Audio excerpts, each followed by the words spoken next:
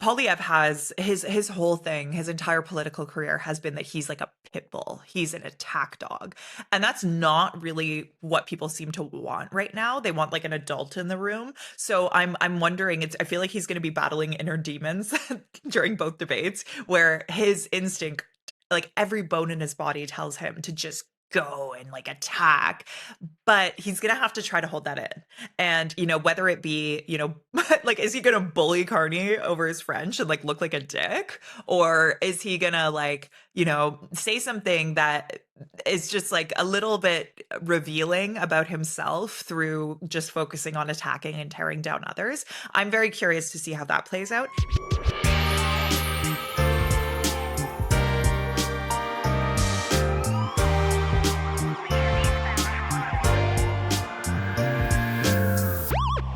Hello and welcome to Campaign Cops. I was having some sunglasses issues there. I'm Rachel Gilmore, your least favorite person's least favorite journalist. And I am Paris Marx, just along for the ride. You undersell yourself, Paris.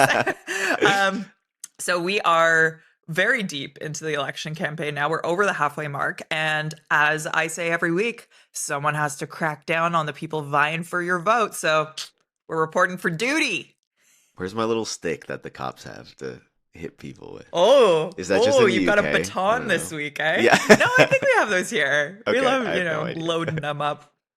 Loading them up. Okay. So there's a lot to talk about this week. So Paris, are you ready? Let's do it. Let's dive in.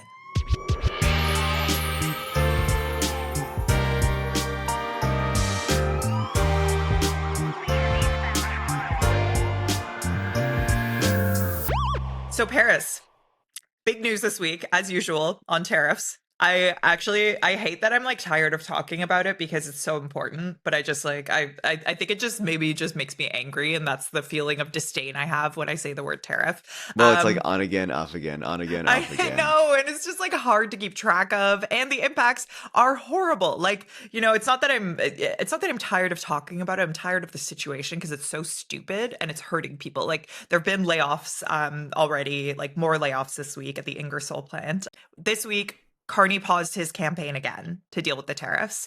Polyev has been pivoting slightly, like he's been using some tough talk on Trump. He dropped the knock it off messaging right away, but now it's, just he condemned the latest moves, the fact that Canada's best friend, as he does still call the US in those press conferences, removed the 10% tariff on everyone else and kept our tariffs in place. So what do you think of both leaders' handlings of the tariff situation, and what do you think's resonating and isn't? Yeah, I feel like it fits in with a lot of what we've been talking about in past weeks, right? Where it always looks good for Carney if he can, be kind of off the trail, looking prime ministerial, looking like he's dealing with these big issues. And of course, he had another one of those moments where he could do that.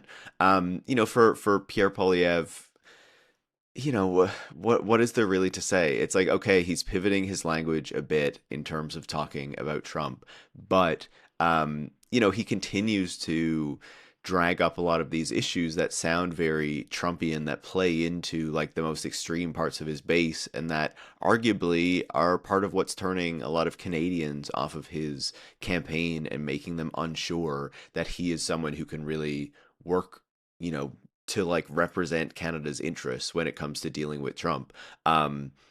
And I don't know, I feel like as the campaign kind of gets further and further into it, it feels like he's abandoning that desire to be more broadly appealing and just like kind of play into his niche base, the types of things that, people like us have been calling him and his campaign out for, a long time now, well before the actual campaign started, you know what I mean? So yeah, I feel like it's no big change there. Yeah. Yeah. One thing I found really kind of astonishing this morning, and sometimes I watch something right before I talk to you, and it's just like the most important thing in my brain in that moment. And then if we spoke 20 minutes later, it would not even like register. But I was watching a live at issue panel, that CBC panel that they do with Andrew Coyne, Chantal Hébert, and Althea Raj. Oh, yes, I'm a regular watcher. Yeah. Okay. So maybe did you see the live panel? It's totally fine I if you didn't, haven't. I but haven't seen the that's most recent okay. one. I No, no, no. was It's all traveling a good. lot. You were. Yeah. Yeah. For the record, Paris has, since we last spoke, been in New Zealand, Hawaii, technically, United States, traitor I know. again, I know. and is currently in Alberta. So we, we are in the same country again, which is very exciting. I think Alberta's independent now, or like a Oh, right. 51st I state. forgot Yeah. about that rising secessionist movement. Yeah. The I'm sovereign trying to keep my voice territory. down so like the cops don't come get me. Yeah. Yeah. The real cops. Yeah. What, you mean we're not real cops? What are you trying to say? I would never suggest that. What are you talking Yeah, about? yeah, that's Yeah. very rude. No, but the thing I wanted to mention from the ad issue panel that kind of struck me is some of the ways that I think a lot of media, at least in my opinion, and people are free to disagree with this, miss the mark when it comes to some more of the culture issues, I guess. There was a person who asked at the end of the at issue panel, hey, what do you think of how the leaders are doing on rights for minorities? And clearly the implication being like trans rights and similar issues to that. um and Andrew Coyne said, well, Polyev isn't a Trump. He's not gay bashing. He's not saying things against these communities. While I've had some criticism of Pierre Poilievre, he is certainly nothing like a Donald Trump. My criticism is he more usually imports the nutty part of the MAGA elements rather than the nasty. So he'll rail on about the World Economic Forum, or less so these days, but when he was running for the leadership, World Economic Forum or Bitcoin or this or that, you don't see him bashing gays, you don't see him attacking immigrants. He's within the mainstream of modern Canadian opinion on that. And again, not usually the Pollyanna of the bunch, but let's give thanks for that. And I was just like, that's not true. He Exactly. Yeah, went it's not. on the internet, like he went on national television and said there's only two genders, when that's just like demonstrably untrue. There are people out there who say they're gender neutral. Yeah, they say they're gender neutral. They're a trans person. Is that something that you would recognize here, whereas in the States, at least with their U.S. government, the way they're seeing it, there's only two? I'm only aware of two, but I mean, if you come up with another list, then you're welcome to do that. But I'm aware of two. Anyways, it was just like, to me, that was surreal. And it showed me the degree to which I think the understanding of how, and no one pushed back on it. The other panelists seemed to just accept that premise. And I found that surprising. Like, I think that it's fair to say maybe that he's not gay bashing, but the way that I think a lot of people envelop the issue of trans rights under a broader, like, oh, he doesn't hate gay people agenda, it really misses the distinctions and the kind of hate that we're seeing, although it is sort of the hate towards trans people will eventually lead to more hate towards gay people, more hate towards women. Like it's all kind of enmeshed in that way. But yeah, what do you think of that? Like I was really surprised to hear them say that. I agree with you, right? But I would say I'm not particularly surprised because I feel Yeah. like that has been the narrative that Canadian media, and at least, that I see prominently on the CBC, have been using for a long time, right? Like, oh, Polyev might be more to the right, but he's not a Trump, he's not engaging Yeah. in this type of politics. And obviously people like us watching would say that's kind of false, but I feel like they say it more because they don't want to get on the wrong side of the Conservative Party and the Conservative campaign, because of the attacks that Pierre Polyev already makes against the media and journalists, rather than an accurate reflection of what we're actually seeing from that campaign, right? And a desire to actually deal with the types of things that Polyev is saying, has been saying, and would very likely do while he's in government, right? This is a guy who has tweeted multiple times about the fact that the Nazis were socialists, which of course is false. They were fascists, right? And these are different things just because they were the National Socialist Party, right? So he says and does a lot of things that are very concerning, but the media tends to downplay it. And my feeling, obviously I don't have an inside read or anything, is because they don't want to further anger the Conservatives and further, kind of play into the messaging that they have around hating the media and the media being out to get them and all that kind of stuff. But I think that also does a huge disservice to the Canadian public in understanding understanding what the Conservative Party is under Pierre Poilievre, if they are not able to pay the degree of attention that we can pay to, what is Yeah. happening there. Well, and also, I mean, Pierre Poilievre also defended Daniel Smith's policies that are, if you look at studies on the impact that the kinds of policies limiting access to gender affirming care for trans youth have, they increase suicide rates. Like that's just a fact, is that that's what those policies do.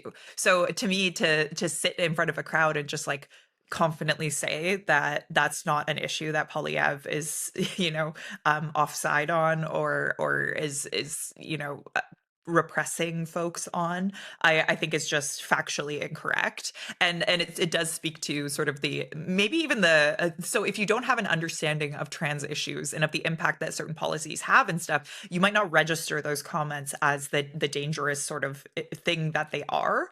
And I think that speaks to Canadian media having a lack of knowledge on this issue and therefore not recognizing these things when they happen. Although there's also, some of it's pretty explicit, so that's a bit ridiculous to me. And but I think you yeah. see that time and again, right? Like when Danielle Smith was pushing these very anti-trans policies, she would go on the media and she would be citing reports from the UK and all this kind of stuff that sounded very official, very important. And the media was not well educated on the realities of this issue, and so couldn't push back on the specifics, right? Even on claims about puberty blockers and the effect on youth, which was, complete bullshit because the effects of all that is completely reversible. But she was able to go out and make a lot of very deceptive claims without the appropriate pushback from, journalists and things like that. That got better over time, but it still wasn't great. And, explicitly pulling from transphobic reports coming out of the UK because of the particular politics they have on trans issues, where even the Labour Party is, kind of picking up on the anti-trans stuff and moving it forward.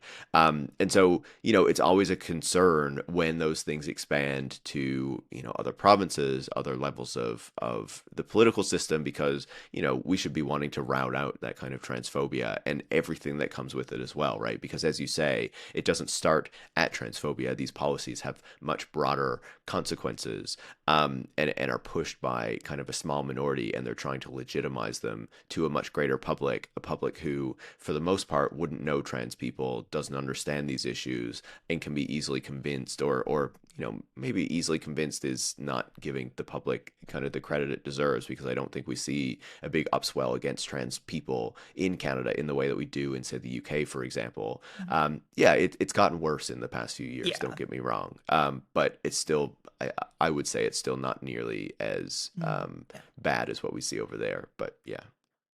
Yeah, and while we're on the topic, I'll just quickly throw out there that we saw the first question on the campaign trail about trans rights this week. Carney was asked about gender affirming care and access to care in Alberta, and he gave what I would say is the right answer, in the sense that he said, he will defend like everyone's right to access healthcare, no exceptions. So he very clearly meant trans folks are included in that, gender affirming care for gender diverse folks. But he didn't say the word trans. And I feel like that speaks to the political climate on these issues and how ridiculous it's gotten. Like Carney clearly was signaling support for trans healthcare, but didn't feel he could say those words because he knew how that clip would be used. And maybe I'm guessing too much of his intent in that answer there. Like, I'm not inside his brain, but to me that makes sense, but it makes me sad. Yeah. I agree, right? I can see the exact same thing that you're talking about, especially having watched the clip as well, where there's really no question in my mind that Carney would, defend trans rights, would not move forward with transphobic policies, in the way that we saw previously with Justin Trudeau and the Liberals. And, there was a bit of a stink earlier in the campaign against this because one of the right-wing news outlets, I think it might have been Juno News, but maybe you can correct me on that. Yeah, it was. Yeah. Yeah. Basically was publishing a hit piece on Carney because he has a non-binary child. And when they were living in in the United Kingdom. I guess it would have been while he was the governor of the Bank of England. He took his child to the Tavistock Clinic, which is like kind of the center of the anti-trans, worldview. Basically, is opposing what happens at this clinic. But it's known for kind of giving care to trans people and gender diverse people in the UK, and so. I think for those reasons, like I'm really not worried about what Carney would do on the issue. But as you say, it's disappointing that it doesn't feel like he could be more explicit in addressing it. You know, probably because of the way it would be clipped, and the Conservative Party would kind of take that on, and all these sorts of things. Yeah, and it could frankly contribute to the emergence of a conversation that is, at the end of the day, quite harmful in some ways to trans folks if it gets out of, because Carney's not going to be out there defending trans folks every single day. Unfortunately, like that's not going to be the main talking point. So I think if he gave that clip into the ether, it would be more so used by these rage baiters. Okay, so I I kind of went wildly off topic from the script that I had planned, but you and I both just care about people and these issues, so I'm glad that we talked about that. But I did want to touch on the conversation that we saw this week about, do you believe the polls? So just to give the context here, there were some people who wore hoodies to a Polyev rally in the last week, and there was a big banner as well, and their hoodies read, "Do you believe the polls?" One conservative strategist came forward and got like thousands of likes, or it was at least like a fairly viral tweet saying, we don't need to plant these kinds of seeds, like we don't need to do this. And clearly the implication being that this is somewhere on the spectrum of the world of election denial. And then we saw leaders asked, like, will you accept the outcomes of the elections? Both Polyev and Carney did affirm that they will accept the outcome no matter what. Do you think that we are making too much of those hoodies, or do you think that these are planting some kind of a seed? What did you make of this? Um, I don't think they contribute to any kind of narrative around election denial. That's my view there. I think that they're much better explained through the lens of the Conservative Party is down in the polls. The Conservative Party doesn't want to be seen to be doing as bad as it is. And so it wants to try to suggest that the polls are not accurate, to suggest that they are not doing as poorly as they actually are. They had no problem with the polls when they were up in them, right? When they were leading them for all that time. It's only now that they're lower that they have any issue there. We've talked about how Polyev is more Trumpian and we have issues with them. I don't believe he would deny, like if he lost the election, I don't believe that he would deny that he lost it. That's not something that I see in him, as much as I don't like him personally and really don't want to see him as prime minister. I don't see him as kind of participating in that kind of politics, and I also feel that our electoral system is different, and the way that our actual elections function is different to the degree that it would be much more difficult to even try to claim that than it would be in the United States. So yeah, I would say it's not something I'm particularly concerned about, and I really think it's more about just saying, hey, we could be doing better than we're doing. Don't believe how the polls all say the Liberals are going to like absolutely cream us in the election. Yeah, and honestly, I found that in some ways it felt like we were almost shoehorning in a US equivalence in like the media reaction to this, because as much as, obviously that's a scary thing, and I think that we should take it seriously if we do think that there's seeds being planted of potential denial. Polls are not as definitive as election results. So to deny a poll is not to deny an election. It's just to say, hey, like there are plenty of methodological critiques that you can make, or, conversations about different pollsters and the different results they might have. And it's a snapshot of a moment in time. So like it could change within 10 minutes, So it's just, I don't know. I think that in some ways it's not really the big denialist concern that it was made out to be in some ways, but I also do think that it's important to stay vigilant on this issue. But it was funny to Absolutely. me like how Carney laughed when he got the question, because that's kind of how I felt about the entire thing. I was like, wow, it's almost a bit of a leap to go from that to making sure our leaders accept the results of our elections. Totally. And the one other point there about the polls is like Yeah. there's often talk of a shy Tory effect, which is obviously more of a UK thing than a Canadian thing, I feel. And so, basically what that suggests is that the polls underrepresent the degree of the conservative vote. And I believe, I saw earlier this week some comparisons of the polls to the actual results. And in the past couple elections, I believe the conservatives have overperformed what the polls suggested they would do. So like it's not completely out of the realm of possibility that they will do a little bit better than the polls are suggesting, but that certainly doesn't mean that, they're really in the running to form government as things are currently sitting with the way that we assess public opinion. And there are not many opportunities left for them to change that. Let's put it that way. Yeah. But Paris, have you seen the size of their rallies? Yeah. They're huge. They're huge. The Yeah. crowd sizes, oh my God. Unbelievably huge. Yeah. And that was a fun story from CBC this week, that they actually counted the crowd sizes, and it turns out the conservatives have been hugely. It sounds like overblowing. That one rally that we heard, estimates of up to 15,000 people being there. It was something more like 1,500 in a panorama shot, at least, that was taken, and so like it could have Yeah. been possibly a bit higher. But I thought that was a funny little story. But I don't think we have a ton of time to dig into that, because there's so much more to talk about. And we've been giving the conservatives a lot of airtime here. So let's talk about the liberals for a second, because Sure. I want to talk about Mark Carney on Palestine this week. That was something that we saw actually come up a few times. One key moment was a protester showed up to a liberal rally and yelled about there being like could be heard yelling about the genocide in Gaza. And Carney responded, "I'm aware." And so obviously people were like, "Oh my God, he said the G word, like in a roundabout way." Amnesty International, an investigation has concluded that there is a genocide in Gaza. A UN special committee found that Israel is committing acts consistent with genocide in Gaza. So it's not like there's no factual basis for that argument to be made. And I agree with it. But Netanyahu pounced on this, even though Mark Carney walked it back and said, "Oh, I didn't hear her say genocide." So, and then later, when asked specifically, said, "Oh, it's an issue I'm leaving up to the courts. I won't politicize it." When I feel like it's kind of inherently political to also say that. I don't know. What do you think?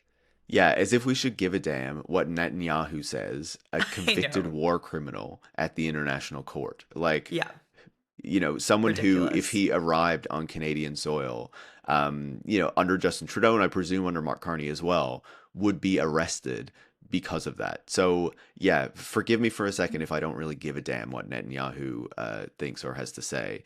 This kind of picks up on what we were talking about last week, right? And it's disappointing but not surprising to see that he would kind of walk back the comment on genocide. I think it was Yeah. interesting that one of the Liberal MPs, or I guess former MPs before the Parliament was dissolved, kind of Yeah. said the word genocide in a video, and Yeah. it was surprising to me that of all the people it could have been, it was Adam Van Koeverden, who I is like know. one of Hey, these but kind Adam of. Van Koeverden has been following me on Instagram, so maybe he's seeing, There we campaign go. cops and hearing our Yeah, he's discussions. watching the show.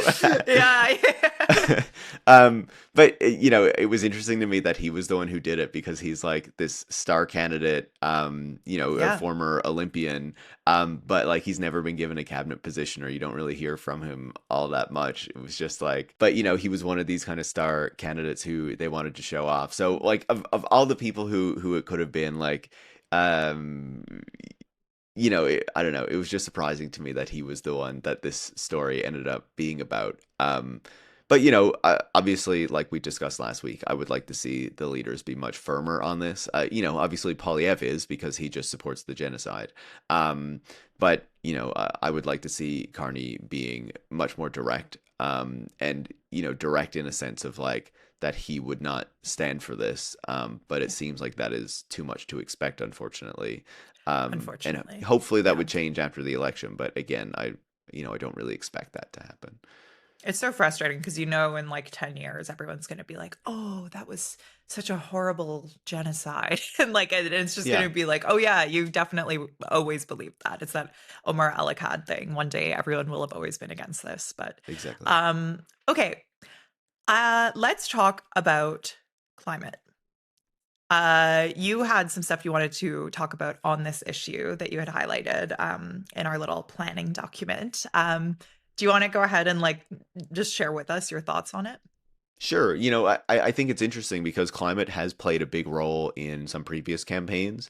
Especially when we look at how the Liberals really tried to frame themselves as being, a party of addressing climate change, particularly during Justin Trudeau's time in office, bringing forward the carbon tax and other sorts of things. And, obviously we can criticize their record on that, the fact that they nationalized a pipeline to ensure it got built, and the other sorts of things that they have been up to. But I think it is notable that Carney has presented himself as someone who, cares a lot about the climate, who did a lot of work on climate, but as he comes in, he has canceled the carbon tax, and climate is basically not a huge issue in the campaign. There was a recent poll that suggested, Canadians don't see it as a major issue, and that's because people are concerned with affordability, they're concerned with their relationship with the United States, and these sorts of big issues. But that doesn't mean that the climate isn't changing, right as all this happens, and that we don't need to be addressing our emissions, right? And one of the things that we have seen from both major leaders, from Carney and from Poilievre, is this suggestion of an energy corridor, which would, certainly be for energy transmission infrastructure, for transportation infrastructure, but also for pipelines, because apparently the big new thing, because of the United States, is that we need to be building more oil and gas pipelines, which, I think is something that really needs to be called into question. And, Yeah. I just think the one other thing I would say about that, is that there's also this proposal that Carney made, and Taylor Noakes wrote a good piece about this. I believe it was in the National Observer this week, Mhm. where basically there's this proposal for a national energy grid, and it might be surprising for a lot of Canadians to hear that in Canada we don't actually have a national energy grid. We have, these smaller grids that are sort of linked up. If I understand correctly, there's not even a full linkage between like the East Coast grid and the West Coast grid. It runs through the United States. And so, if we were serious about electrifying, about using more renewable energy, a national grid would be essential to connecting up these systems, to making it easier to transport that power throughout the country rather than just down south, and also to enable more renewable energy development in places that are not as well connected right now. And so, I think there's things like that that are just not getting probably the play that I think they should be getting in an election campaign like this, because the United States just consumes so much oxygen in the room. Yeah. Yeah, I really wish we were talking more about climate, and it's frustrating to see the lack of distance between, like, there are some significant areas of distance between Carney and Polyev, but they're both supporting more pipeline development. They're both, it's just that it's stressful as someone who, as all of us should, cares about the fact that, climate crises are going to fundamentally disrupt our ways of life, not too in the not too distant future, Well, and already doing so, and right? When we look at the exactly. massive fires that we've been Yep. experiencing, the floods, the Yep. fact that hurricanes are often getting worse on the East Coast, the tornadoes are getting worse in different parts of the Yep. country. Like, and the permafrost is melting up north. The North is seeing much more warming than the average amount of warming. Yep. And of course, we have a huge North, and we do have people who live up there. So yeah, But hey, it's a all huge that ice issue. melting means more oil access, right? In the Arctic. So Fantastic. there we Yeah. go. Oh my God. Yeah, it's frustrating. But if only there was a big orange man who was behind all of the, the climate disasters. And I mean, in some ways, you can make the argument that to a degree there is some responsibility there. But I think it's so hard for people to wrap their heads around these big, slow moving, but still very fast when they hit like natural disasters, but like the overarching picture of it rather than having a boogeyman. So I wish that there was a climate change boogeyman, a climate crisis boogeyman. Yeah, and I can't remember if we got to this in one of our earlier episodes, but I think it's particularly disgusting to me when you see the kind of tone and the stance that Pierre Poilievre has taken on this in particular, where he talks about getting rid of the industrial carbon price now. He doesn't really have a real climate plan. And the other thing is, if you look at some of the statements he's been making, he kind of suggests that the fact Canada emits so much, Canada is one of the highest per capita emitters in the entire world, right? That means the emissions that we emit per person, right? And he has been kind of suggesting that Canada doesn't really need to worry about reducing its own emissions as long as it exports natural gas to places like India where they use more coal, and India can then reduce its emissions. And so as a result, their emissions reductions for some reason should count as our emissions reductions. I don't really understand why that should be. But like, this makes absolutely no sense, and to me kind of further fits into this climate denialist playbook that we're seeing from someone like Pierre Poilievre in not wanting to address this issue, and really setting us up for even worse disasters in the future. And Canada should be playing its part. Yeah. And also, frankly, like, he's talking about really speeding along environmental review processes, Indigenous consultation processes, giving a one and done situation. I don't know. It just, and Carney's also talking about speeding that up as well. He wants to Totally make that way faster. So I have a lot of concerns about how that's going to play out with respect to Indigenous communities and the environment. And they have already been saying that they're concerned about this too. As they should be. The last big thing I want to mention is there's a huge week coming up with respect to the election campaign debates. We're going to have the debates this week. By the way, I'm going to be Twitch streaming them live. So hopefully Paris can join me for some of that. But I think that Paris will also be on an airplane, which is their second home for the English language one. But the French language one. I think I'll be there for French, though. So yeah, awesome. And hopefully I want to try to bully my friend Gab into joining, too, because she's a friend of the show. And she's Francophone. She's a Quebecois. So it would be really helpful to have her but it's also her birthday. So, will she spend her birthday live streaming a debate? Probably not. Yeah. Probably not. So we'll see. But yeah, I did want to ask you, I mean, debates have changed elections, but, this is also happening pretty late in the campaign when the ballot box issue is pretty baked in. Do you think that there's going to be anything that will matter from the debates this week? Do you think anything could change? What are you going to be watching for? Yeah, I think it's entirely possible. And I think that the debates are the one moment left that, say Pierre Poilievre has to cut through, or Jagmeet Singh has to prove that he should have more than a couple seats, or that he should even win his own seat, that the Bloc should get more of the vote in Quebec, because right now a lot of that seems to be going to the Liberals. I don't know what the Greens are going to do. They'll just Jonathan Pedno will just look nice there on the stage and add a few things. but no shade to him or anything. But I think the Greens. I mean, you're basically saying he's at handsome. So that's. Well, he is a handsome man. Come on, you're denying that? I'm not denying that. Okay. Good. Yeah, giving a little rebrand, a little freshening up to the Green Party. The Greens need it. I think Elizabeth May is past her due date there. I think that there was a time when, which is not to say that she's old, just that she's been around for a long time. And, there was a moment in Canadian politics where the Greens, kind of made an impact, and it seemed like they were doing important stuff in Parliament despite only having one or two seats. It doesn't really seem that way anymore, and it feels like if that party wants to be relevant, it does need a refresh. And I think that it looks like Elizabeth May is going to lose her seat, so I think voters are going to force them to do that. But I think that should have happened before anyway, and they sort of tried it, but not really. But anyway, not to talk about the Greens anymore. Basically, with the debate. I think that this is the last opportunity they have. I think Carney needs to kind of hold his own, needs to look prime ministerial, needs to not let many of these potential issues stick to him, and arguably, try to make some good points against the other leaders, but really he is just defending the position that he has, and it's on them to really try to stand out, to show that they should get more support than they're currently getting. I think that is going to be an uphill climb, but if there's going to be a moment where that happens, it's going to be the debates. We know that people are already voting, going to advance voting and things like that, so there are fewer people whose votes you can actually sway, but there's still a lot of Canadians at this point, and by the time the debates happen, who will not have voted.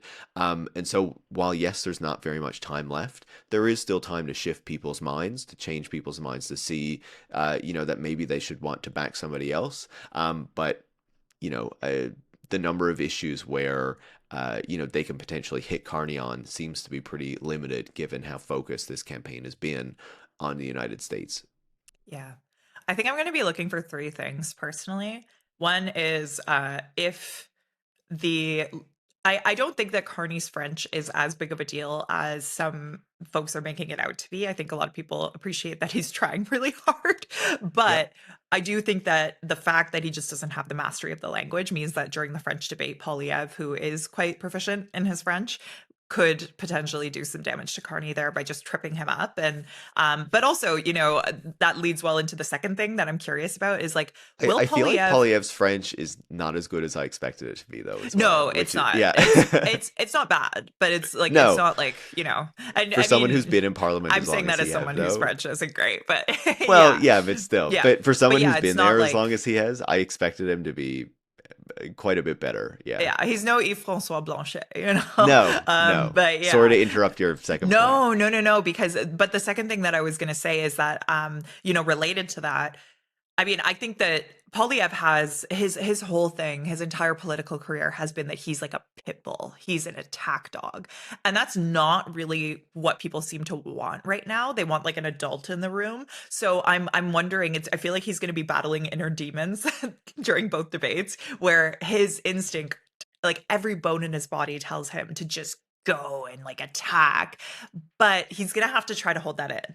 And whether it be like, is he gonna bully Carney over his French and like look like a dick, or is he gonna like say something that is just like a little bit revealing about himself through just focusing on attacking and tearing down others? I'm very curious to see how that plays out. And then the last thing I'm going to be watching for is how the Bloc and the NDP do, because they've become such non-factors in this election. If they can give a standout performance, could that maybe bring some people back to them? I don't know. I don't think so, because I think that people, even if they love the NDP or love the Bloc, they're more scared of having the wrong person handling uh, uh, Trump. And I think that they dislike Polyev for that more than they love their respective parties, the people who are coalescing behind Carney. But we'll see. So those are going to be kind of the three things I'll be watching for. Paris, did Yeah. you have any last thoughts that you want to mention before we kind of wrap things up? No, I think your point about Polyev is really good, though, right? I do think that he is more of a liability to himself than anything else, and could 100%. potentially show more Canadians why they don't want him to be the next prime minister.